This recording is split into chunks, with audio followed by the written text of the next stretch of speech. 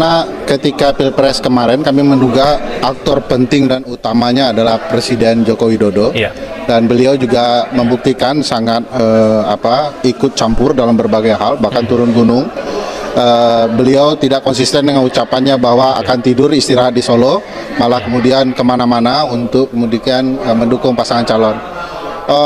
Modusnya sudah kami baca jauh hari sebelum pilkada. Misalnya dengan pembubaran KASN, motifnya apa? Karena KASN itu sangat menentukan di dalam berbagai proses pemilihan, terutama untuk memastikan netralitas ASN. Dan pelakunya dalam pembubaran itu adalah Presiden Joko Widodo. Itu titik mula kita mencurigai bahwa ini akan motifnya akan sama dengan menggunakan kekuasaan. Bahkan dari data kita yang sederhana baru masuk, itu memang ada berbagai keterlibatan institusi tertentu, terutama aparat penegak hukum yang terlibat dalam berbagai upaya mempengaruhi hasil. Dan langkah-langkah mereka juga tidak sesuai dengan ketentuan dan peraturan yang ada. Misalnya tadi saya sampaikan ada surat edaran melarang bansos. Faktanya bansos meskipun surat edarannya sudah keluar masih tetap dilangsungkan. Dan format regulasinya juga salah karena perintah mahkamah bukan surat edaran tapi peraturan. Jadi ada semacam kesengajaan untuk membiarkan berbagai kecurangan bisa terjadi. Dan itu juga dilengkapi oleh data-data baik dari masyarakat maupun yang kita temukan. Nah, bicara mengenai Pilkada Jakarta gimana? Iya, penjabat gubernur yang baru yang ditunjuk oleh Presiden Joko Widodo melakukan satu kebijakan yang cukup penting, signifikan, yaitu mengganti 12 camat di kota Jakarta. Dan 12 camat itu akan mampu mengelola daftar pemilih tetap sejumlah 1,5 juta. Padahal menurut peraturan pergantian pejabat seperti camat dilarang 6 bulan sebelum hari H dan setelah 6 bulan setelah hari H. Berarti ada pelanggaran hukum yang diabaikan, dibiarkan dan dianggap sebagai modus untuk kecurangan bisa dilakukan. Kan juga sempat disampaikan salah satunya adalah adanya patok. Seperti memang beberapa akhir ini jadi high lagi. Ini gimana sama dari Ya, ada beberapa data di beberapa daerah, saya tidak bisa terbuka terlalu detail ya. Data itu menyebutkan bahwa peran institusi kepolisian sangat menentukan, bahkan mereka melabrak beberapa peraturan yang mestinya tidak mereka lakukan. Misalnya menentukan daerah yang bisa dikatakan genting di masa pilkada, indeks kerawanan pemilu versi Polda Banten misalnya, atau versi kepolisian lain. Itu sebagai alat pembenaran agar polisi bisa turun di wilayah-wilayah tertentu yang diduga dilakukan kecurangan. Ya, oke teman-teman, selamat datang kembali di channel ini. Ada alasan politik di balik salinan ijazah Jokowi yang baru dibuka KPU. Nah, teman-teman, ya, Bonatua Silalahi telah memenangkan gugatan di KIP melawan KPU, teman-teman, sehingga karena Bonatua Silalahi sudah memenangkan gugatan tersebut melawan KPU, maka Majelis Hakim dari KIP memerintahkan kepada KPU supaya salinan ijazah Pak Jokowi itu ya diberikan kepada Bonatua dengan data yang lengkap, karena sebelumnya ada 9 item yang ditutupi oleh KPU kepada Bonatua Silalahi ya di ijazah Pak Jokowi, sehingga informasi-informasi ya seperti tanda tangan rektor, ya tanggal dari legalizer dan lain sebagainya, itu tidak bisa karena sudah dihapus oleh, tidak bisa dilihat karena sudah dihapus oleh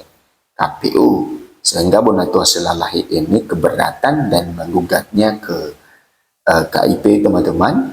Dan ternyata setelah dilewati sidang demi sidang dalam KIP, maka Bonatua ya memenangkan gugatan itu, ya karena ya kata hakim memutuskan bahwa ijazah Pak Jokowi adalah dokumen publik yang tentu yang dibuka kepada publik ketika ada yang mempertanyakan itu. Nah, sehingga ya tidak ada ya cara dari KPU lagi untuk mengelak ya, sehingga diberikan salinan ijazah Pak Jokowi dengan dibukanya 9 item tersebut. Nah, katanya di sini terbaru teman-teman, ya ada alasan politik di balik salinan ijazah Pak Jokowi yang dibuka, yang baru dibuka oleh KPU. Nah, kita lihat ya alasan politik seperti apa yang dimaksud di sini. Karena ini ditulis dari kompas.com teman-teman. Di sini dikatakan pengamat politik dari UIN Syarif Hidayatullah Zaki Mubarak menilai keterlambatan Komisi Pemilihan Umum KPU RI dalam membuka salinan ijazah Presiden ke-7 RI Joko Widodo bukan hanya soal legalitas, tetapi juga tekanan politik yang semakin kuat.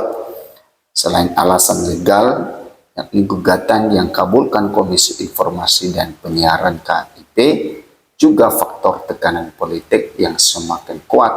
Kita sudah mafhum hukum sering sekali mengikuti kemana arah politik. Ujar Zaki saat dihubungi Kompas.com Jumat 13 Februari 2026. Nah, ternyata Zaki ini menilai bagaimana keterlambatan dari KPU. Ya mungkin saja katanya kenapa bukan dari awal ya KPU itu menunjukkan kenapa selalu berbelit-belit sampai masuk ke persidangan. Ya harusnya dari awal ketika Bonatua Silalahi meminta itu, ya maka ya jangan ditutupi, ya dibukakan semuanya. Nah, kenapa dulu gugatan baru itu dibuka? Nah, menurut Zaki ini bahwa ini ada faktor tekanan politik yang semakin kuat karena katanya bahwa hukum seringkali mengikuti kemana arah politik, itu ujar Zaki. Nah, kemudian ya Zaki Mubarak menilai bahwa jika salinan ijazah diberikan sejak awal, persoalan dugaan ijazah palsu Jokowi bisa lebih mudah dikendalikan. Ya, kini kasus tersebut semakin kompleks dan syarat kepentingan politik sehingga perjalanan hukumnya rawan dimanfaatkan pihak-pihak tertentu dan terus berlarut tanpa penyelesaian. Kemudian banyak pihak berkepentingan dengan kasus dugaan ijazah palsu Pak Jokowi. Ya, perjalanan hukumnya rentan ditunggangi free rider atau penumpang gelap, makanya terus berputar-putar tanpa ujung, kata Zaki. Zaki menafsirkan keterlambatan publikasi salinan ijazah Jokowi berkaitan dengan konteks politik saat ini. Ya, memang wajar saja kalau ini berputar-putar terus teman-teman. Karena kenapa berputar-putar? Karena ya tentu ya penanganan atau proses hukum ini ya harusnya lebih cepat ya terhadap kasus ijazah Pak Jokowi. Ya karena sudah tahu bahwa Pak Jokowi sudah menyampaikan secara terang-terangan bahwa tidak akan pernah menunjukkan ijazahnya kalau misalnya ya itu bukan di persidangan. Artinya ya Pak Jokowi memang benar-benar mengikuti proses hukum dan ya dia tidak menunjukkan ijazahnya kalau bukan di persidangan. Sedangkan untuk melewati persidangan, untuk masuk ke dalam persidangan, maka itu dilalui berbagai tahapan ya, seperti di Polda Metro Jaya, kemudian dilimpahkan berkas ke kejaksaan dan baru masuk ya ke pengadilan. Nah, dengan hal itu harusnya secepatnya dilakukan penanganan ini karena untuk menyudahi perkara seperti ini maka tidak bisa dengan kekuatan dua kelompok yang saling ya bertikai.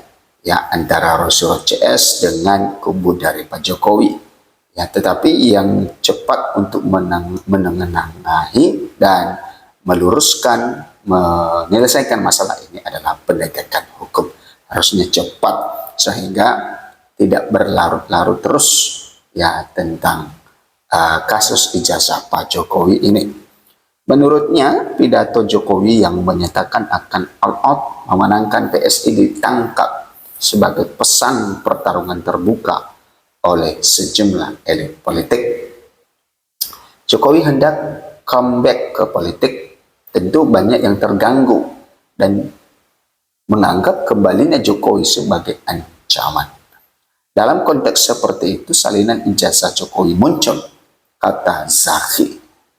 Nah, Zaki berpandangan KPU tidak lepas dari pengaruh politik yang menilai drama polemik ijazah Jokowi belum berakhir dan kemungkinan akan terus muncul hingga kontestasi politik 2029. Nah, ini sangat susah teman-teman kalau misalnya ya kasus ijazah ini sampai di tahun 2029, karena kita tahu bahwa tahun 2029 adalah tahun politik. Ya tentu ya bukan lagi karena soal asli atau tidak, tapi ini adalah kepentingan politik kalau misalnya bau-baunya sampai di tahun 2029. Kita menunggu teman-teman bagaimana penyelesaian ini, apakah memang benar sampai di tahun 2029 atau sudah dibuktikan diselesaikan sebelum tahun 2029. Silakan memberikan komentar Anda. Sampai jumpa di video berikutnya.